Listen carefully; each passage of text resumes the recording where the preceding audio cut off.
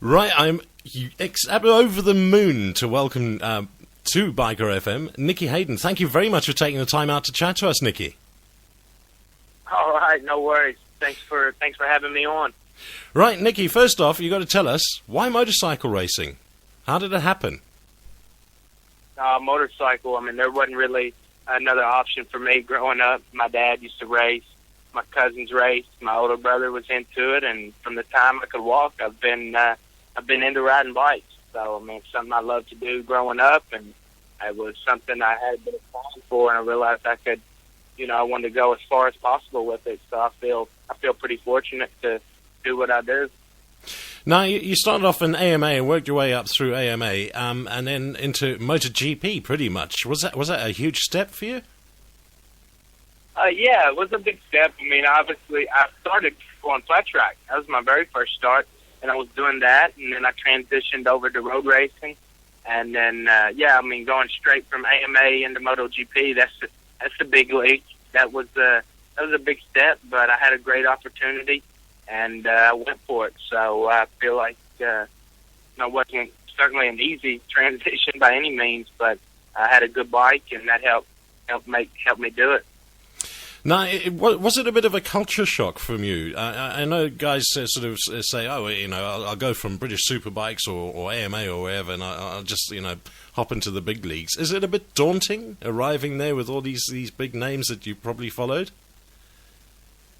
I mean, culture shock would be a big word. I mean, of course, I had to make a transition. It was a big step. But I didn't really think about the other names I was racing against or, try to get too caught up into that. I mean, the tracks were probably the biggest transition. The tracks here in America, I would say, are somewhat similar to British Superbike tracks. Not so gnarly, but we used to have a few that probably weren't far away. Of course, we don't have jumps and a few things those guys do, but we had some pretty unique tracks, and getting to the world level tracks, I loved them. But, they were so much wider, so much more open. It took a while to transition into it, but that being said, I love the tracks and I love the change. Of course, I had to get used to a new team and working with different people, people with different cultures and different backgrounds and different languages, but it wasn't overwhelming. I was going to say, that must be probably one of the most difficult things, is sort of trying to interact with your team. Because you've raced for a couple of teams, and I mean, for example, when you're racing on the Honda, it must be quite difficult sort of arriving in a team like that. Did you find it awkward? Well, I wouldn't say awkward again, but of course it was a transition. I mean, the team I was racing for in America at the time was pretty small, and I knew about everybody. They were all based in Southern California, so I spent a lot of time there. Would go into the shop, see everybody, but then when I went to Repsol team, it was so much bigger, and people were based all over the world. There the tire guys were from France, the suspension guys were Japanese, a lot of engineers from Japan, sponsors and stuff were Spain, and the team was actually based in Belgium. So, of course, it took a while to understand people and learn to work with them. But I enjoyed it. I mean, I enjoyed getting to see the world and learning about different people's lives. That must be probably one of the most incredible things. Now, you sound like a very grounded type of person, Nicky. I mean, there have been in the past people who've got to the MotoGP level and sort of gone slightly off the rails. How have you managed to keep yourself normal, shall I say? Well, I'm glad you think I'm a grounded person. Yeah, I mean, I don't know. I mean, I don't think of myself as being no rock star or nothing. Of course, MotoGP in some parts of the world is pretty popular, but I come from a big family. My sisters, they keep me in check pretty good, so I know. I mean, I'm a pretty normal person. I realize I get to ride motorcycles for a living, and other than that, just stay in my lane and do my own thing, and not get caught up in all the show and tell stuff. Because it must be, the temptation must always be there, but it's nice to know that people can still remain normal, as normal as you can be when you're racing one of these bikes. Now, Nicky, you say sort of one of the bigger transitions for you was to learn the tracks around the world. Which would you say be your favourite one of the circuit? My favorite circuit, I would say, I love Laguna Seca. It's where I won my first race. It's my home crowd. It's a very challenging track. I love that one, but there's a lot of them. Magello's awesome. I like that. I like Phillip Island. I like Silverstone. Uh-huh. I liked Donington the first half of the track, but was never a good track for me result-wise. But Silverstone, I'd say now, is one of the best tracks on the calendar, and definitely look forward to going there because the English crowd's always been good to me. I mean, I wouldn't say it's not a home GP, yeah, but I always felt comfortable there. You know, people speak English. Me coming from Superbikes, I feel comfortable there, and the British fans are really good to me. With the Day of Champions auction is probably one of the races outside my home GPs, and the Ducati's home races at Italy is my favorite one. Yeah, that must be incredible riding a Ducati in Italy. Now, I've just had a look at an article. It says the perfect New Year gift for you would be a Ducati that can threaten the Hondas.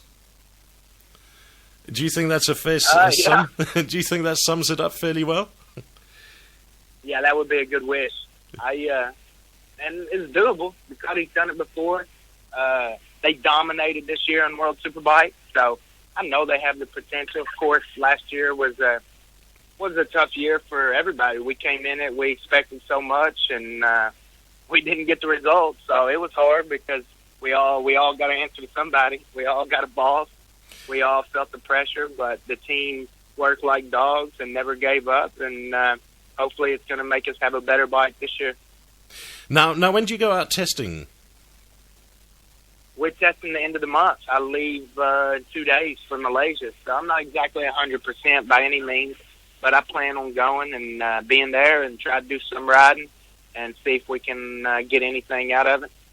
Now, you say you're not 100%. That's after you broke? Is it right? You broke your left shoulder and 3 ribs.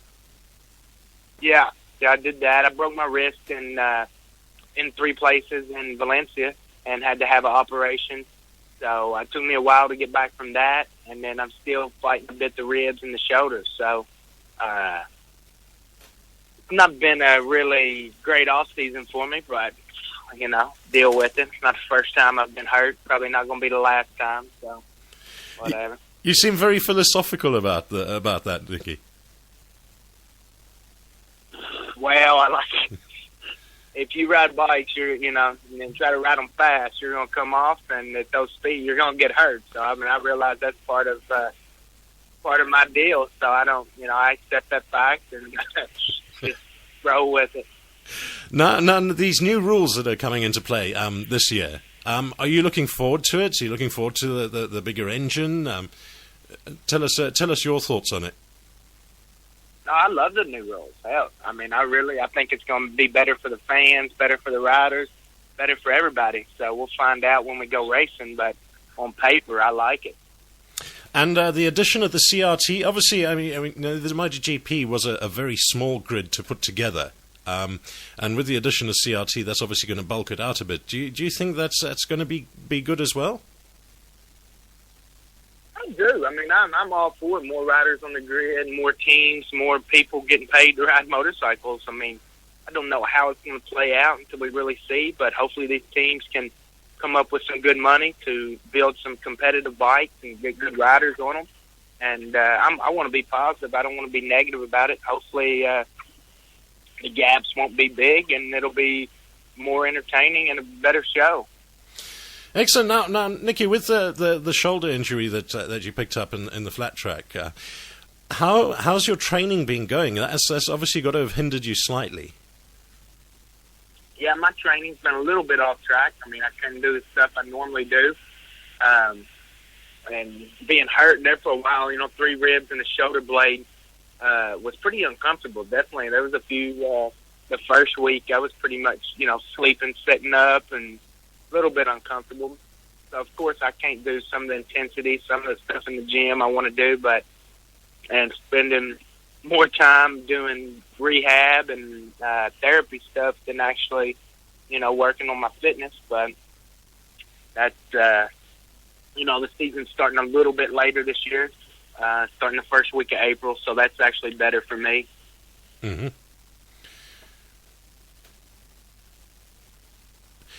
Excellent. Well, Nicky, thank you very much for that. All we can say well, thank you. All we can say from Biker FM is all the very, very best for 2012. We're thoroughly looking forward to seeing you sling your leg over that bike and get racing. All right, man. 10-4. I appreciate it. Nicky, if there's one thing you want to say to any of your fans listening in the UK, what would it be? I really don't have a message for the fans over there. Like I said earlier, I mean, the British fans are really good to me. I know they like their racing. They're really passionate about it. They do a lot of racing. I have in my motorhome, I have Sky, so I'm in tune with pretty much all of different forms of British racing, British superbike, different things. So I'm a little bit connected to the racing scene over there. And they take their racing serious, and I like it. Excellent. Well, we look forward to seeing you at Silverstone. Yep, I'll be there. Excellent, Nicky. Thank you very much. Before you go, could you do me one more very small favour, please? Could you do the "Hi, I'm Nicky Hayden, and you're listening to Biker FM" for me? Yeah, let's do it. Okay, in 3, 2, and 1. Hello, I'm Nicky Hayden, and you're listening to Biker FM.